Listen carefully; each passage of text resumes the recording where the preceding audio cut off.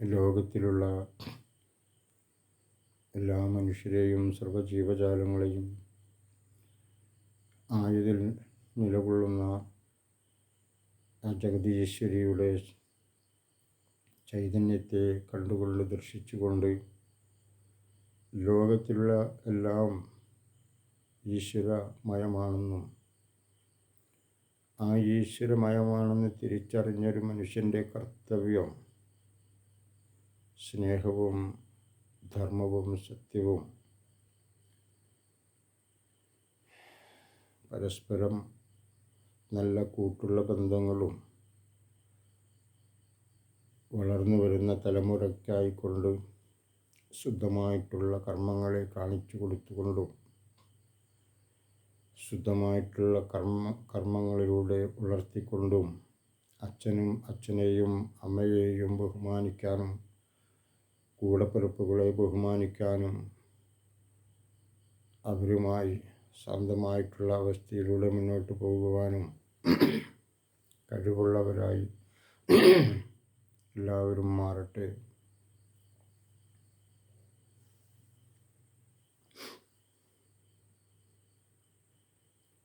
അമ്മയെ മഹാദേവി ഞങ്ങളുടെയും ഞങ്ങളുടെ കുടുംബങ്ങളിലും ഞങ്ങളുടെ നാട്ടിലും സർവനാട്ടിലും ലോകമാസകലം നിലകൊള്ളുന്ന സർവ പ്രകൃതി ദുരന്തദോഷങ്ങളിൽ നിന്നും സർവ ആദിവ്യാധിയിൽ നിന്നും ഞങ്ങളെയും ഞങ്ങളെ കുടുംബത്തെയും കുലത്തെയും വംശത്തെയും ഗോത്രത്തെയും ലോകത്തിലുള്ള എല്ലാ മനുഷ്യരെയും സർവ്വജീവജാലങ്ങളെയും രക്ഷിക്കണം, അനുഗ്രഹിക്കണം ജഗദീശ്വരി.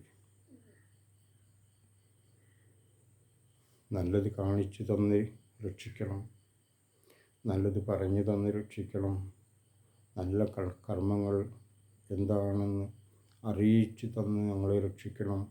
ഞങ്ങൾക്കെപ്പോഴും താങ്ങും തണലുമായി ആ ജഗദീശ്വരി നിൽക്കട്ടെ എന്ന് പ്രാർത്ഥിച്ചുകൊണ്ടാവണം ഓരോ പ്രയത്നങ്ങളും പ്രവൃത്തികളും. നല്ല ഒരു മനുഷ്യനായി ജീവിക്കുവാനുള്ള ഒരു കലാകാരനാണ് ഞാനൊരു കലാകാരനാണ് എന്നുള്ള കലാബോധം, കലാമൂല്യമുള്ള ജീവിത മൂല്യമുള്ള ഒരു മനുഷ്യനെന്ന തലത്തിൽ എപ്രകാരമാണോ ആയതിലൊരു മൂല്യമുണ്ടാക്കുന്നത്, ഒരു മനുഷ്യൻ്റെ ഒരു ജന്മമൂല്യം എങ്ങനെ വർദ്ധിപ്പിച്ചെടുക്കാം, ആയതിൽ കല കണ്ടുകൊണ്ട് കല സൃഷ്ടിച്ചുകൊണ്ട് ദാനധർമാദികളും ധർമ്മത്തിൽ അധിഷ്ഠിതമായിട്ടുള്ള കർമ്മങ്ങൾ ചെയ്തുകൊണ്ട് ധർമ്മത്തിൽ അധിഷ്ഠിതമായിട്ടുള്ള കർമ്മങ്ങൾ ചെയ്തുകൊണ്ടും ആയവ മറ്റുള്ളവർക്ക് പകർന്നുകൊണ്ടും ശുദ്ധമായിട്ടുള്ളൊരാവരണം ആയിത്തീരണം ഏവരും. അത് മനുഷ്യകുലത്തിൻ്റെ മുഴുവൻ രക്ഷയ്ക്കായി മാറണം. എന്തിലും ഏതിലും ആത്മാർത്ഥതയോടുകൂടി പോയിട്ടുള്ള ഒരു പ്രവർത്തനം. നമുക്ക് കിട്ടുന്നതിൽ മാത്രം ഇന്നതല്ലേ നമുക്ക് തരുന്നതുള്ളൂ, അതുകൊണ്ട് ഇന്നത് മാത്രമേ ചെയ്യുകയുള്ളൂ എന്നുള്ളൊരു സങ്കല്പം വയ്ക്കാതെ കണ്ട് കിട്ടുന്നത് എന്തായിക്കൊള്ളട്ടെ, നമ്മൾ ചെയ്യുന്നത് ആത്മാർത്ഥതയോടുകൂടിയും സത്യസന്ധതയോടുകൂടിയും ആവണം. അതാണ് ഓരോ മനുഷ്യൻ്റെയും കർത്തവ്യം, എന്ത് ജോലിയുമായിക്കൊള്ളട്ടെ.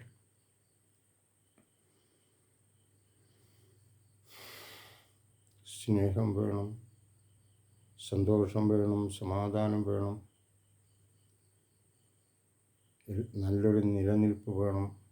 നമ്മുടെ വീട്ടിൽ വേണം, നമ്മുടെ അയൽവക്കത്ത് വേണം, നമ്മുടെ സമൂഹത്തിൽ വേണം, നമ്മുടെ രാജ്യത്ത് വേണം, നമ്മുടെ നാട്ടിൽ വേണം. എല്ലായിടത്തും നമുക്ക് സമാധാനം വേണ്ടതുണ്ട്, ശാന്തി വേണ്ടതുണ്ട്. അത് തകർക്കുന്ന രീതിയിലൂടെ ഉള്ള ഒരു വിഷയത്തിനും ആരും ഇറങ്ങരുത്, തുനിയരുത്. ആയതിലുള്ളവരെല്ലാം പുറകോട്ട് തിരിഞ്ഞു പറയുന്നു. അപ്രകാരമുള്ളവർ മൂന്ന് മുനയുള്ള കുന്തമായി അവരുടെ നേരെ ഞാൻ പാഞ്ഞെടുക്കും. ആയവർക്ക് ആർക്കും ആയതിനെ തടുക്കാൻ കഴിയില്ല. ആയ സന്ദർഭം കൊണ്ട് എന്തിനേയും ഏതിനേയും ആയതുകൊണ്ട് നശിപ്പിച്ചേ ഞാനിറങ്ങൂ എന്ന് ആ 3 മുനയുള്ള കുന്തം ഓർമ്മിപ്പിക്കുന്നു. എന്താണ് ആ 3 മുനയുള്ള കുന്തം? ഒന്നാമത്തെ മുന സൃഷ്ടിയും, രണ്ടാമത്തെ മുന സ്ഥിതിയും, മൂന്നാമത്തെ മുന സംഹാരത്തെയും സൂചിപ്പിക്കുന്നു. ഓർക്കണം, അറിയണം. ഭയപ്പെടുത്തുവാനല്ല. നമ്മുടെ സൃഷ്ടി ജനിക്കുമ്പോൾ വൈകല്യമുണ്ടായാൽ എന്താവും സ്ഥിതി? നമ്മുടെ കുടുംബത്തിലൊരു വൈകല്യമുള്ള കുട്ടി ജനിച്ചാൽ എന്തായിരിക്കും സ്ഥിതി? ആ കുട്ടി അനുഭവിക്കുന്ന കഷ്ടതകൾ എത്രയാണ്? ആ കുട്ടിയുമായിട്ടുള്ള ബന്ധം പുലർത്തുന്നവർ എന്തെല്ലാം തരത്തിലുള്ള പ്രയാസങ്ങളും വിഷമതകളും അനുഭവിക്കുന്നു, കണ്ണീര് കുടിക്കുന്നു. മറ്റുള്ളവർ എഴുന്നേറ്റ് നടക്കുമ്പോൾ തൻ്റെ കുട്ടി, തൻ്റെ കുടുംബത്തിലെ കുട്ടി നടക്കാതെ, സ്വന്തം ആഹാരം കഴിക്കാൻ പറ്റാതെ, സ്വന്തം വെള്ളം കുടിക്കാൻ പറ്റാതെ, പ്രാഥമിക കാര്യങ്ങൾ മലമൂത്ര വിസർജനാദികൾ സ്വയം ചെയ്യാനാവാതെ കണ്ട് ആ കഷ്ടപ്പെടുന്നൊരു കുട്ടി ഞാനായാൽ, നിങ്ങളായാൽ, ആയൊരു കുട്ടി നമ്മുടെ കുടുംബത്തിലുണ്ടായാൽ, നമ്മളുടെ കുടുംബത്തിൽ, എൻ്റെ കുടുംബത്തിലുണ്ടായി ആയാൽ, നിങ്ങളുടെ കുടുംബത്തിലുണ്ടായാൽ,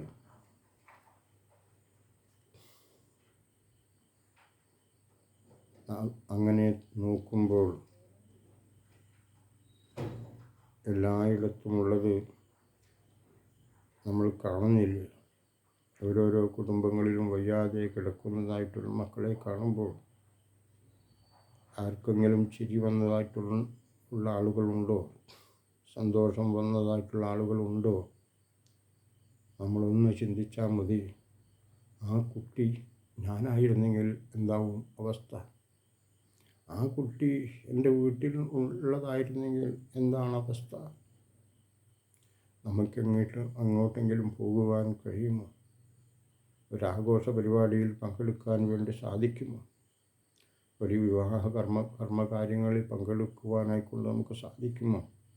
ഒരു ക്ഷേത്രത്തിൽ പോകുവാനോ, ഒരു പള്ളിയിൽ പോകുവാനോ, ഒരു ദേവാലയത്തിൽ പോകുവാനോ, അത്തരം കുട്ടികൾ ഉള്ള ഇടങ്ങളിൽ നിന്നും ഉള്ളവർക്ക് പോകാനായിക്കൊണ്ട് സാധിക്കുമോ? ചിലരൊക്കെ ഇത് എൻ്റെ കർത്തവ്യമാണെന്നുള്ള ഒരു ബോധ്യം നേടിക്കൊണ്ട് അവർ അമ്പലവും വേണ്ട, പള്ളിയും വേണ്ട, ദേവാലയവും വേണ്ട, എൻ്റെ കർത്തവ്യം എൻ്റെ കുഞ്ഞിനെ ശുശ്രൂഷിക്കുക എന്നുള്ളതാണ്. അത് അദ്ദേഹത്തിൻ്റെ ഒരു മനുഷ്യനും എന്നുള്ളൊരു ബോധം അദ്ദേഹത്തെ പഠിപ്പിച്ചു കഴിഞ്ഞു. അദ്ദേഹം ആയതിലൂടെ ഉയരും വളരും. പക്ഷേ നമ്മുടെ സമൂഹം നല്ലതറിഞ്ഞ് ജീവിച്ച് കാരുണ്യമുള്ള മനസ്സിനുടമയായി കാരുണ്യമുള്ള പ്രവർത്തനങ്ങൾ ചെയ്തുകൊണ്ട് നമ്മുടെ നാട്ടിൽ ജീവിക്കണം. അശരണർക്ക് ശരണരായും അബലർക്ക് അഭയം അരുളിയും അഭയം കൊടുത്തും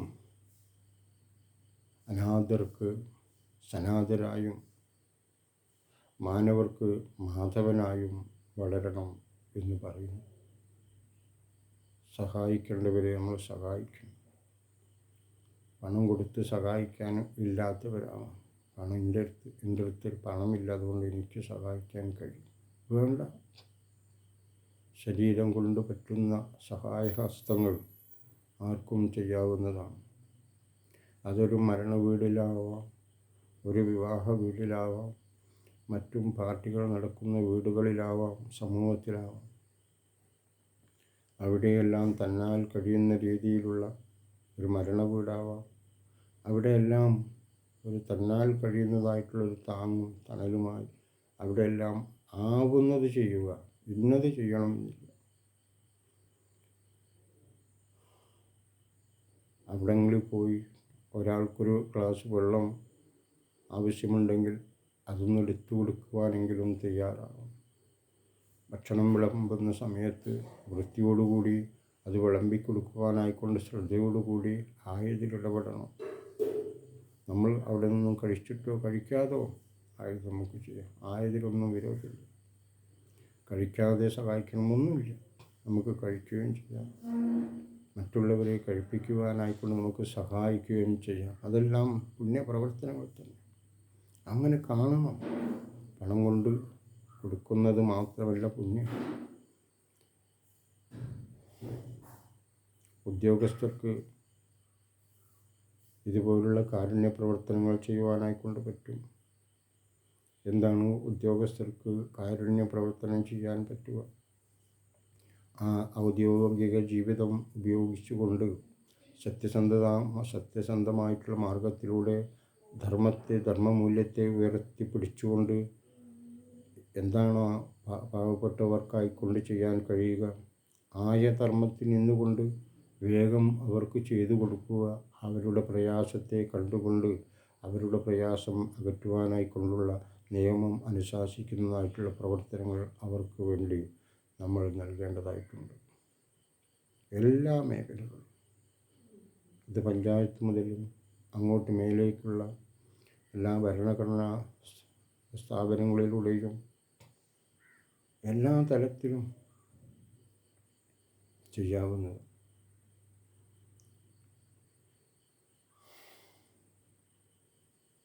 ഒരു കൂലിപ്പണിക്കാരനാണെങ്കിൽ, ഒരു പാവപ്പെട്ടവൻ്റെ ഒരു വീട് പണി നടക്കുന്നുണ്ടെങ്കിൽ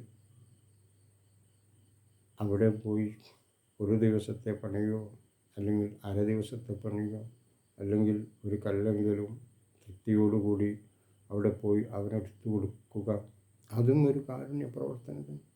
ഞാൻ പോയി ഒരു കല്ലെടുത്ത് കൊടുത്തിട്ടുണ്ട്. ഒരു കല്ലെടുത്ത് കൊടുക്കണം എന്നല്ല, ഒരു ഉദാഹരണം. അവിടെ ഒരാൾ പോരായുണ്ട്, അല്ലെങ്കിൽ അവിടെ പണി നടക്കുന്നിടത്ത് ഒരു കുറച്ച് ബുദ്ധിമുട്ടുണ്ട് എടുക്കുന്ന പണിക്ക്. അപ്പോൾ അവരെ ഏത് തരത്തിലാണോ സഹായിക്കേണ്ടത് അപ്രകാരം പോയി 1 മണിക്കൂറോ 2 മണിക്കൂറോ ഒരു ദിവസമോ അവരെ സഹായിക്കാം. പ്രതിഫലേച്ഛ കൂടാതെ ആത്മാർത്ഥമായി മനസ്സുകൊണ്ട് പോലും കാരുണ്യം ചെയ്യാമെന്ന് പറയുന്നു. നിർധനരായിട്ടുള്ള കുടുംബങ്ങളെ കണ്ടുകൊണ്ട് ആ നിർധനരായിട്ടുള്ള കുടുംബങ്ങളെ ഉയർത്തുവാനായിക്കൊണ്ട് ഈശ്വരനോടായിക്കൊണ്ട് പ്രാർത്ഥിച്ചാൽ കാരുണ്യം.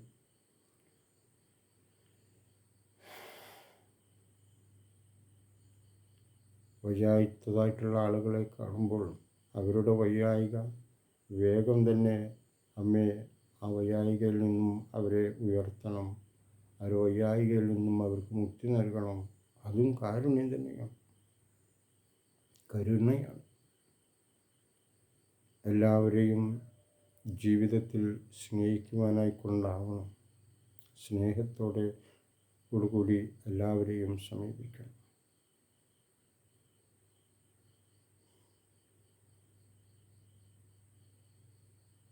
അതാവണം നമ്മുടെ കർത്തവ്യം.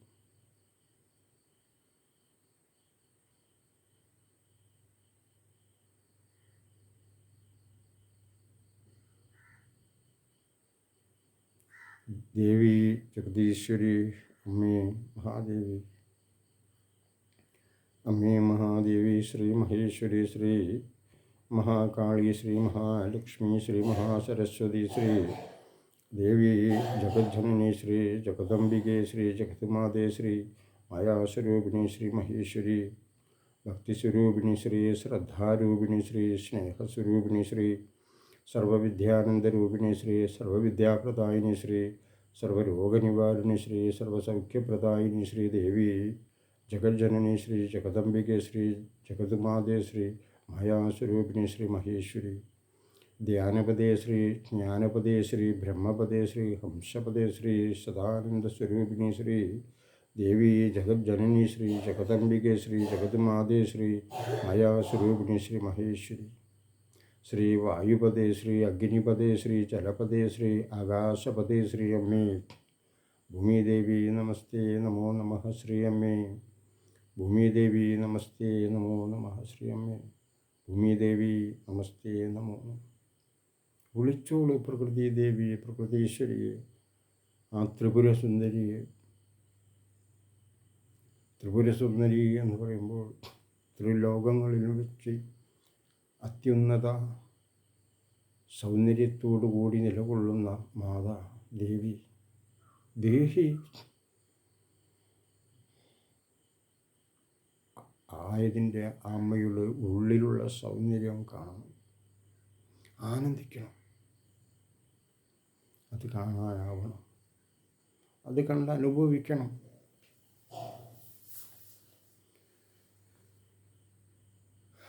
ശുദ്ധബോധത്തിൽ നമ്മൾ ഉയരണം, ശുദ്ധബോധത്തിലേക്ക് എത്തണം. നമുക്ക് നൽകിയ ആ ശുദ്ധബോധം, ആ ശുദ്ധബോധം എന്നറിഞ്ഞുകൊണ്ട് നമ്മൾ ഉയരണം. ഇതിലൂടെ നമുക്ക് കാണാം ഈ പ്രകൃതിയുടെയും പ്രപഞ്ചത്തിൻ്റെയും ആ മഹാദേവിയുടെയും ആ കലാവൈഭവം. സർവാഭരണ വിഭൂഷിതയായി നിലകൊള്ളുന്ന മഹാദേവിയെ നമുക്ക് ദർശിക്കാനാകണം.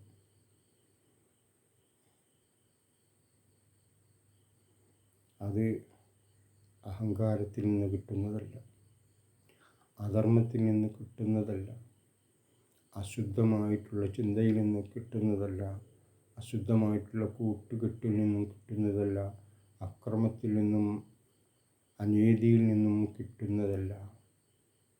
അത് നീതിയിൽ നിന്നും കിട്ടുന്നതാണ്, ധർമ്മത്തിൽ നിന്നും കിട്ടുന്നതാണ്, കാരുണ്യത്തിൽ നിന്നും കിട്ടുന്നതാണ്, ദയയിൽ നിന്ന് കിട്ടുന്നതാണ്.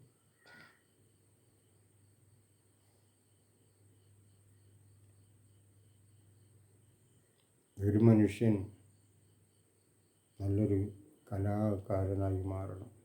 അവൻ്റെ ജീവിതചര്യ മറ്റുള്ളവർക്ക് പ്രദർശിപ്പിച്ചുകൊണ്ട് അവൻ്റെ കലാവൈദഗ്ധ്യം കണ്ടുകൊണ്ട് നമ്മൾ ഉയരണം. അങ്ങനെ നമ്മൾ വളരണം. അത് നമ്മുടെ ജീവിതത്തിൽ പകർത്തിക്കൊണ്ട് തൻ്റെ കർത്തവ്യം അപ്രകാരമാണ് ജീവിക്കേണ്ടതെന്നുള്ളൊരു ബോധ്യം വന്നുകൊണ്ട് വളരണം. അങ്ങനെയാകുമ്പോൾ ഒരുപാട് ദുർഗുണങ്ങളിൽ നിന്നിൽ നിന്നും വിട്ടുപോകും എന്ന് പറയുന്നു. സത്യത്തെയും ധർമ്മത്തെയും നമ്മൾ ഉൾക്കൊള്ളുവാനായിക്കൊണ്ട് നമ്മൾ തയ്യാറാകണം. നമുക്ക് വേണ്ടി, നമ്മുടെ കുട്ടികൾക്ക് വേണ്ടി, വളർന്നു വരുന്ന തലമുറകൾക്ക് വേണ്ടി എല്ലാ മേഖലകളിലും നിലകൊള്ളുന്ന ആളുകൾ ശ്രദ്ധിക്കണം. നമ്മുടെ കുട്ടികൾ പോലെ തന്നെയാണ് മറ്റുള്ള കുട്ടികളും, എന്നെ പോലെ തന്നെയാണ് മറ്റുള്ളവരും.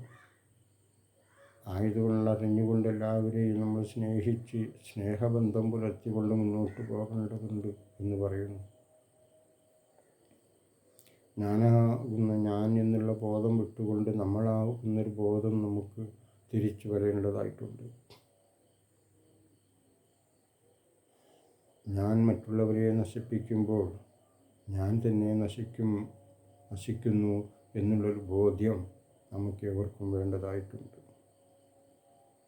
അക്രമവും അനീതിയും അധർമ്മവും അതെനിക്ക് ചേർന്നതല്ലെന്നും അതെൻ്റെ തന്നെ നാശത്തിന് കാരണമായി തീരും, എൻ്റെ കുടുംബത്തിൻ്റെ നാശത്തിന് അത് കാരണമായി തീരും, എൻ്റെ കുലത്തിൻ്റെ നാശത്തിന് ആയത് കാരണമായി തീരും എന്നുള്ളൊരു ബോധ്യം എല്ലാവർക്കും വരേണ്ടതായിട്ടുണ്ട്.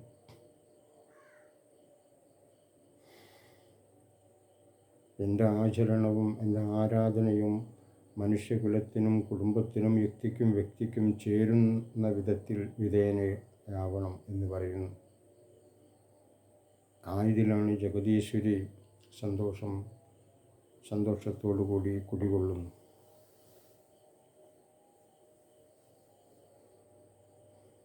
അവിടെ സ്നേഹമുണ്ട്, അവിടെ സമാധാനമുണ്ട്, അവിടെ ശാന്തിയുണ്ട്, അവിടെ അക്രമമില്ല, അനീതിയുമില്ല, അവിടെ നീതിയും ധർമ്മവുമേ ഉള്ളൂ. അതാണൊരു ക്രമം, അക്രമമില്ലാത്തൊരു ക്രമം. നീതിയും ന്യായവും ദയയും സ്നേഹവും കാരുണ്യവും കരുണയും എല്ലാം അതാണൊരു ക്രമം. അത് അക്രമമല്ല, ക്രമമാണ്. അങ്ങനെ ഒരു ക്രമം ചിട്ടപ്പെടുത്തിക്കൊണ്ട് ഏവരും മുന്നോട്ട് വരണം. സ്വന്തം വീട്ടിൽ നിന്നും അയൽവക്കത്തിൽ നിന്നും സമൂഹത്തിൽ നിന്നും അങ്ങനെയുള്ള പാഠങ്ങൾ ഉൾക്കൊണ്ടുകൊണ്ട് നമ്മൾ ഏവരും കൂട്ടായി എല്ലാ പ്രവർത്തനങ്ങളും എല്ലാ പ്രവർത്തനങ്ങളിലും പങ്കാളികളാവണം.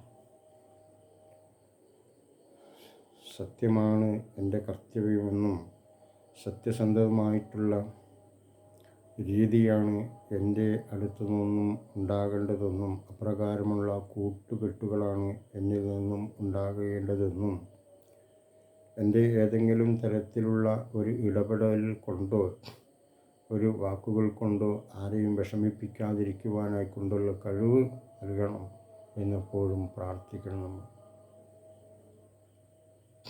എൻ്റെ ജഗദീശ്വരി, എൻ്റെ ഇടപെടൽ കൊണ്ട് അമ്മേ മഹാദേവി ആർക്കെങ്കിലും ഏതെങ്കിലും തരത്തിലുള്ള യാതൊരു തരത്തിലുള്ള ദോഷങ്ങളും സംഭവിക്കാതിരിക്കട്ടെ. എൻ്റെ പ്രവർത്തനങ്ങളിലൂടെയോ എൻ്റെ വാക്കുകളിലൂടെയോ എൻ്റെ ആശയങ്ങളിലൂടെയോ ഏതെങ്കിലും തരത്തിലുള്ള ദോഷം ഒരു മനുഷ്യർക്ക് പോലും സംഭവിക്കാതിരിക്കട്ടെ. എനിക്ക് നല്ല പ്രവർത്തനങ്ങൾ കാണിച്ചു തരണം. എനിക്ക് നല്ല അറിവുകൾ കാണിച്ചു തരണം. ഞാനെങ്ങനെയാവണം, എന്തായി തീരണം എന്നുള്ള ഒരറിയിപ്പ് എനിക്ക് തരണം. നല്ലവനാക്കണം മഹാദേവി. നല്ലതായി നിലകൊള്ളണം, നല്ലതായി ജനിക്കണം, നല്ലതായി നിലകൊള്ളണം, നല്ലതായി നമ്മൾക്ക് ഇവിടുന്ന് പോകേണ്ടതായിട്ടുണ്ട്. അങ്ങനെ നമ്മൾ പോയാലും നമ്മൾ വീണ്ടും പോകാതെ ഇവിടെ തന്നെ വിരാജിക്കുന്നു എന്ന് പറയുന്നു. ഇതെല്ലാം നമ്മൾ തന്നെയാണ്. ഇവിടെ ഉള്ളതെല്ലാം ഞാനല്ലാത്തതായിട്ടുള്ളതോ ഒന്നും ഇവിടെ ഇല്ല എന്ന് നമുക്ക് ബോധ്യപ്പെടുന്നൊരു സമയം വന്നെത്തും. ഞാൻ ഈ കാണുന്നതെല്ലാം എന്താണ്? അത് ഞാൻ തന്നെയാണ് എന്ന് തിരിച്ചറിയും. ഈ പ്രകൃതി കാണുമ്പോൾ ഈ പ്രകൃതി ആരാണ്? ഈ പ്രകൃതിയും ഞാൻ തന്നെയെന്ന് തിരിച്ചറിയും. ഈ ഭൂമി കണ്ടാൽ ഭൂമി എന്താണ്? ഈ ഭൂമിയും ഞാനാണെന്ന് തിരിച്ചറിയും. ഈ പ്രപഞ്ചം നോക്കിയാൽ ഈ പ്രപഞ്ചവും ഞാനാണെന്ന് തിരിച്ചറിയും. നമ്മളെ ആരാധനാമൂർത്തികളെ നോക്കിയാൽ അതും ഞാൻ തന്നെ. നമ്മൾ വന്നിട്ടുള്ള യുഗപുരുഷന്മാരെ കുറിച്ച് നോക്കിയാൽ കൃഷ്ണനാകുന്നതും ക്രിസ്തുവാകുന്നതും മുഹമ്മദ് നബിയാകുന്നതും എല്ലാം ഞാൻ തന്നെ എന്ന് തിരിച്ചറിയും.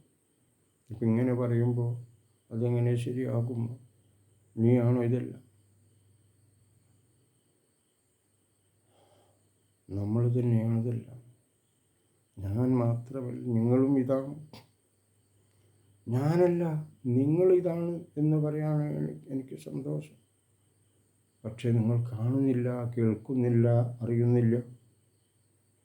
ആയതുകൊണ്ടൊന്നും നിങ്ങൾക്ക് പറയാനും കഴിയുന്നില്ല. അത്രയും വ്യത്യാസമുള്ളൂ. അത് കാണാനും അറിയാനും ശ്രമിക്കാത്തത് കൊണ്ട് കാണുന്നുമില്ല, കേൾക്കുന്നുമില്ല, അറിയുന്നുമില്ല. ജനിക്കുന്നു, ജീവിക്കുന്നു, മരിക്കുന്നു. തലമുറകൾ അങ്ങനെ പോകുന്നു.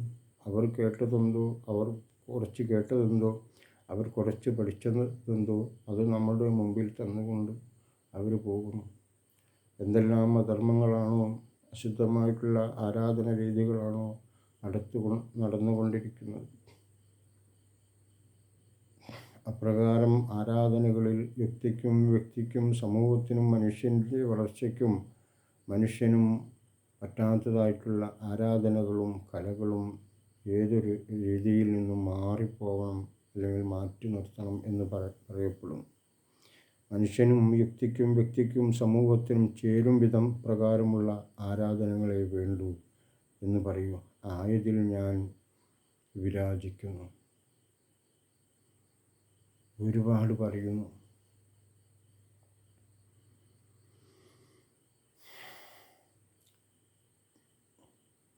ഞാനെന്നുള്ള ബോധം നശിച്ച്, ഞാനെന്നുള്ള ശുദ്ധബോധം നശിച്ച് നമ്മളാകുന്ന ശുദ്ധബോധം പുലരട്ടെ ഏവരിലും.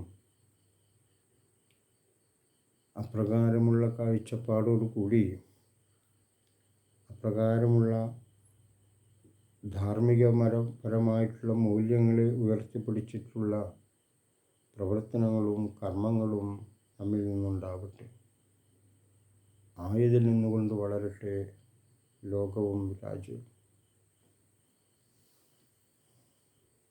നല്ല ഒരു ജീവിത സംസ്കാരം നമ്മുടെ രാജ്യത്തുണ്ടാവണം. നല്ല ജീവിത നിലവാരമുള്ള ഒരു കലാമൂല്യമുള്ളൊരു മനുഷ്യനായി, കലാപരമായി ജീവിതം കലാമൂല്യമുള്ള ആസ്വാദ്യ രൂപമായിട്ടുള്ള അവസ്ഥയിലേക്ക് എല്ലാവരും അങ്ങനെ ഉയരണം, അങ്ങനെ വളരണം.